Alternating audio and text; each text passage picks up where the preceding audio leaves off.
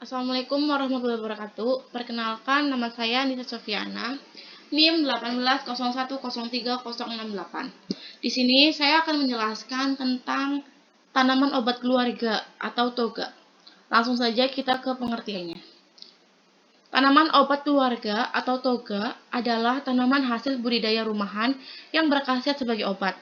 Tanaman obat keluarga pada hakikatnya adalah sebidang tanah, baik di halaman rumah, kebun, ataupun ladang yang digunakan untuk membudidayakan tanaman yang berkhasiat sebagai obat dalam rangka memenuhi keperluan keluarga akan obat-obatan. Yang kedua ada sejarah. Sejarahnya dimulai dari Mesir kuno. Pada zaman Mesir kuno, sekitar tahun 2500 sebelum Masehi, para budak diberi ransum bawang untuk membantu menghilangkan banyak penyakit demam dan infeksi yang umum terjadi pada masa itu. Sejak itulah, catatan pertama tentang penulisan tanaman obat dan berbagai khasiatnya telah dikumpulkan oleh orang-orang Mesir kuno.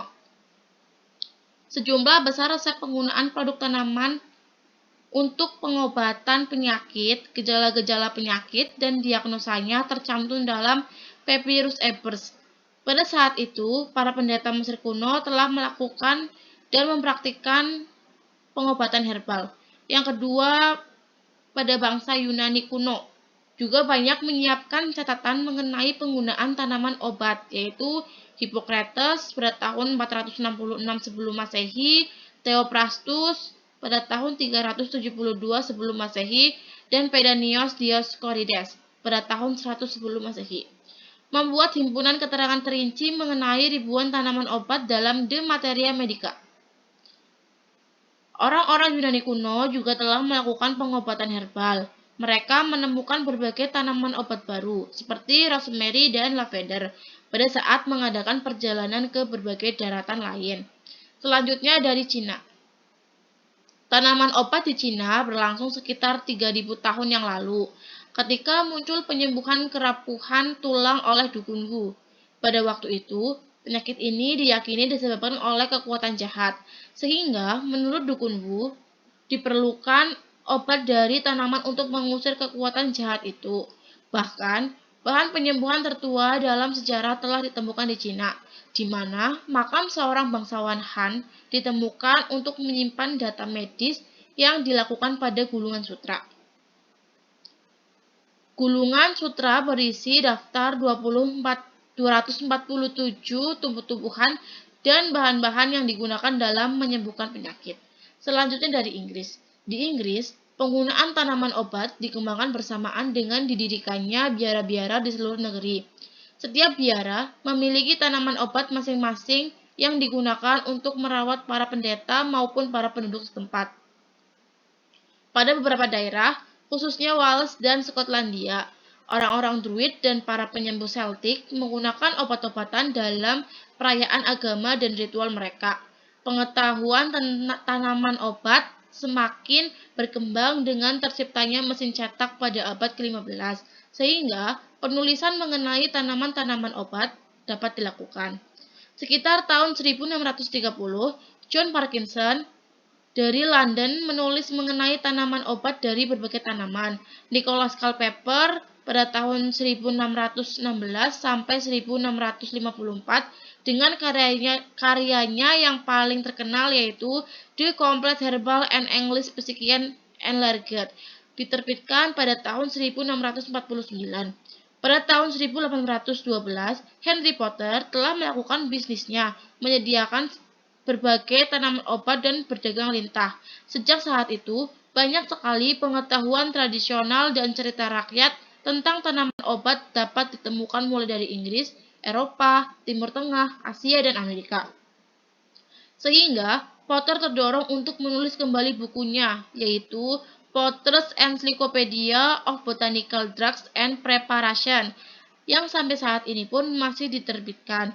Tahun 1864, National Association of Medical Herbalists didirikan dengan tujuan mengorganisir pelatihan para praktisi pengobatan secara tradisional, serta mempertahankan standar-standar praktik pengobatan. Yang terakhir ada dari Indonesia. Di Indonesia, Pemanfaatan tanaman sebagai obat-obatan juga telah berlangsung ribuan tahun yang lalu.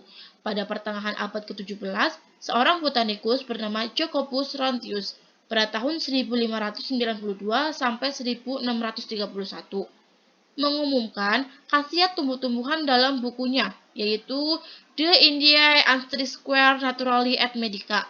Meskipun hanya 60 jenis tumbuh-tumbuhan yang diteliti, tetapi buku ini merupakan dasar dari penelitian tumbuh-tumbuhan obat oleh Hendrik Adrian van Riet Toddrakesten dalam bukunya yaitu Hortus Indicus Malabaricus. Pada tahun 1888 didirikan Semis Pharmacologists Laboratorium sebagai bagian dari Kebun Raya Bogor dengan tujuan menyelidiki bahan-bahan atau zat-zat yang terdapat dalam tumbuh-tumbuhan yang dapat digunakan untuk obat. Selanjutnya, penelitian dan publikasi mengenai khasiat tanaman obat-obatan semakin berkembang. Selanjutnya ada pemanfaatan toga berdasarkan daunnya. Yang pertama ada daun dewa atau Cinura segetum untuk mengobati muntah darah dan payudara bengkak, belimbing untuk mengobati tekanan darah tinggi, daun kelor untuk mengobati panas dalam dan demam, ada daun bayam berduri untuk mengobati kurang darah. Terus selanjutnya ada kangkung atau Ipomea aquatica untuk mengobati insomnia. Ada saga atau Abrus precatorius untuk mengobati batuk dan sariawan. Pemanfaatan selanjutnya dari batangnya, yaitu batang dadap ayam untuk mengobati asma, batang pulasari atau Alicia stellarum, obat perut kembung, ada batang delima atau Punice granatum sebagai anti cacing pita atau obat antelmentika.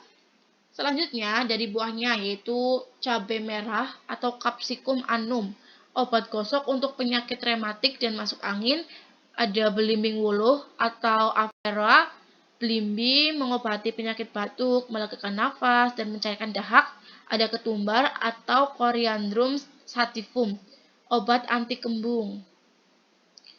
Selanjutnya dari bijinya, yaitu pertama biji kecubung atau Datura metal mengobati asma, bisul, dan anus turun. Ada biji kapur barus mengobati gangguan pencernaan, ada biji pinang.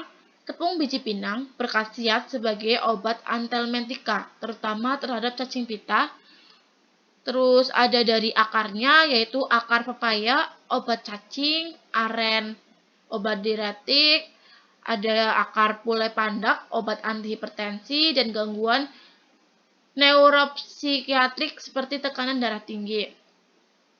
Yang terakhir ada pemanfaatan dari umbi atau rimpangnya, yaitu yang pertama ada bangle, mengobati sakit kepala, susah buang air besar, nyeri pada perut, sakit kuning, perut kembung, dan melangsingkan tubuh. Yang kedua ada jahe, untuk menghangatkan tubuh, mengobati sakit pinggang, asma, muntah, dan nyeri otot. Ada juga alang-alang, untuk memperlancar air seni atau diuretik. Selanjutnya ada perawatan tanaman obat keluarga. Perawatannya itu tanaman yang dipelihara di pekarangan rumah, tidak memerlukan perawatan khusus, baik sebagai bumbu dapur atau bahan obat.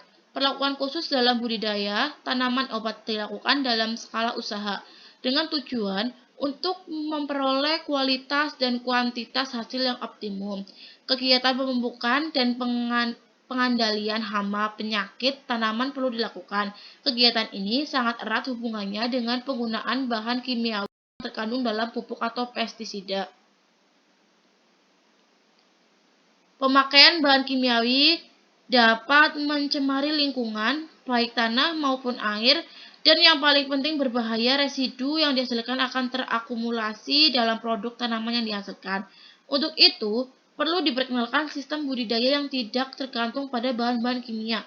Sistem ini dikenal dengan istilah pertanian organik. Dalam budidaya, tanaman obat dapat dimanfaatkan pupuk organik untuk menambah unsur hara mineral yang dibutuhkan tanaman.